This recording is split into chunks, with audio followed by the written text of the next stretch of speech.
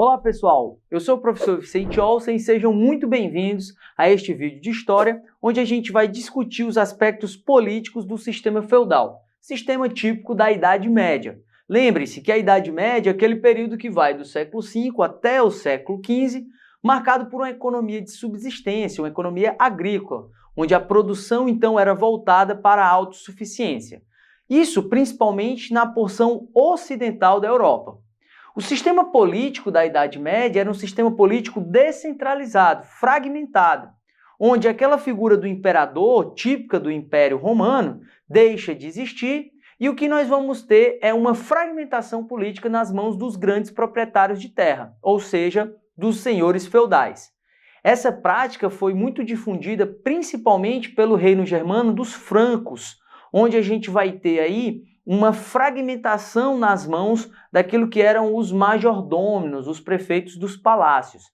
Com o colapso do Império Franco, essa estrutura fragmentada ela permanece e os senhores feudais vão ter muita autonomia, já que essa fragmentação política era, de certa forma, um reflexo da fragmentação territorial. O senhor feudal ele tinha amplas liberdades para mandar no seu próprio feudo, ou seja, a lei nas suas terras era, em geral, a lei do senhor feudal. Vale lembrar que essa lei ela era, muitas vezes, uma lei pautada nos costumes, nas tradições, aquilo que a gente chama de lei consuetudinária.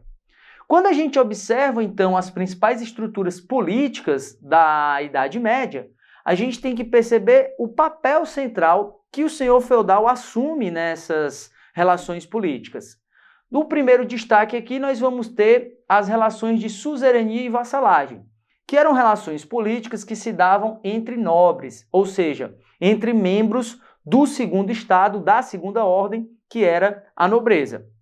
Essa nobreza ela não só possuía privilégios, como a isenção de impostos e leis que os privilegiavam, mas ela também tinha a posse da terra.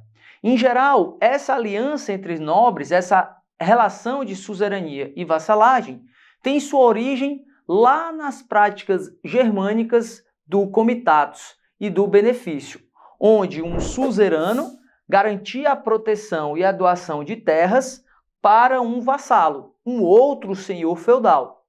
Esse vassalo, no entanto, ia, em troca dessa proteção e dessa terra, jurar fidelidade ao suzerano, bem como ceder suas tropas militares em caso de conflito. Essa era uma relação sagrada, mediada inclusive por membros da Igreja Católica, e ela era uma das principais ferramentas de aliança política entre senhores feudais. Obviamente que, em geral, o suzerano ele era um senhor feudal maior, com mais terras, mais influência política e, claro, mais influência militar. Por isso que é ele quem garante a proteção aos seus vassalos. Agora, quando a gente fala das relações de nobres com os camponeses, ou seja, da relação dos membros do segundo estado, que são os nobres, com os membros do terceiro estado, que são os camponeses, nós temos que lembrar da relação de colonato, que tem origem lá no sistema romano, onde substituiu-se o escravismo pelo trabalho dos colonos, pelo trabalho dos servos. É mais uma vez aqui o senhor feudal quem vai estar no centro dessa aliança política. Ele garante proteção e terras para o servo. A diferença dessa terra do servo para a terra do vassalo é que a terra do vassalo passa a ser do vassalo. Aqui não, a terra não era do servo, a terra continuava sendo do senhor feudal. Esse servo vai apenas trabalhar nessa terra. Em troca, ele vai receber parte da produção como remuneração, desde que ele pague os impostos e as obrigações servis, também com parte da produção. Os principais impostos e obrigações servis eram a talha e a corveia. A talha era parte da produção que o servo produzia no seu próprio manso, no seu próprio domínio territorial, tinha que ir para o senhor feudal como forma de imposto, como forma de obrigação servil.